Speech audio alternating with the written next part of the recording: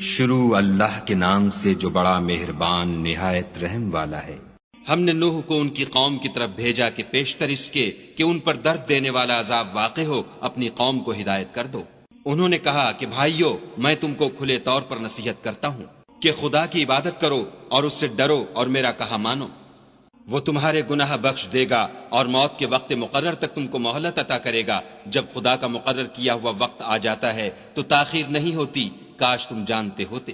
جب لوگوں نے نہ مانا تو نوح نے خدا سے عرض کی کہ پروردگار، میں اپنی قوم کو رات دن بلاتا رہا، لیکن میرے بلانے سے وہ اور زیادہ گریز کرتے رہے۔ جب میں نے ان کو بلایا کہ توبہ کریں اور تو ان کو معاف فرمائے تو انہوں نے اپنے کانوں میں انگلیاں دے لیں اور کپڑے اوڑھ لیے اور اڑ گئے اور اکڑ بیٹھے۔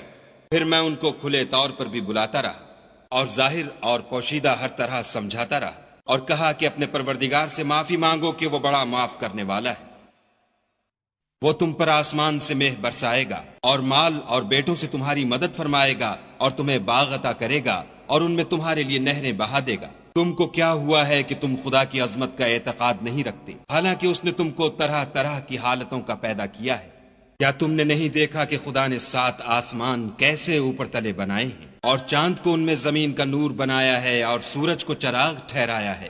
اور خدا ہی نے تم کو زمین سے پیدا کیا ہے، پھر اسی میں تمہیں لوٹا دے گا اور اسی سے تم کو نکال کھڑا کرے گا۔ اور خدا ہی نے زمین کو تمہارے لیے فرش بنایا تاکہ اس کے بڑے بڑے کشادہ رستوں میں چلو پھرو۔ اس کے بعد نوح نے عرض کی کہ میرے پروردگار، یہ لوگ میرے کہنے پر نہیں چلے اور ایسوں کے تابع ہوئے ہیں جن کو ان کے مال اور اولاد نے نقصان کے سوا کچھ فائدہ نہیں دیا، اور وہ بڑی بڑی چالیں چلے اور کہنے لگے کہ اپنے معبودوں کو ہرگز نہ چھوڑنا، اور ودہ اور سوا اور یغوس اور یعوق اور نصر کو کبھی ترک نہ کرنا۔ پروردگار، انہوں نے بہت لوگوں کو گمراہ کر دیا ہے، تو ان کو اور گمراہ کر دے۔ آخر وہ اپنے گناہوں کے سبب پہلے غرقاب کر دیے گئے، پھر آگ میں ڈال دیے گئے، تو انہوں نے خدا کے سوا کسی کو اپنا مددگار نہ پایا۔ اور پھر نوح نے یہ دعا کی کہ میرے پروردگار، کسی کافر کو روئے زمین پر بستہ نہ رہنے دے۔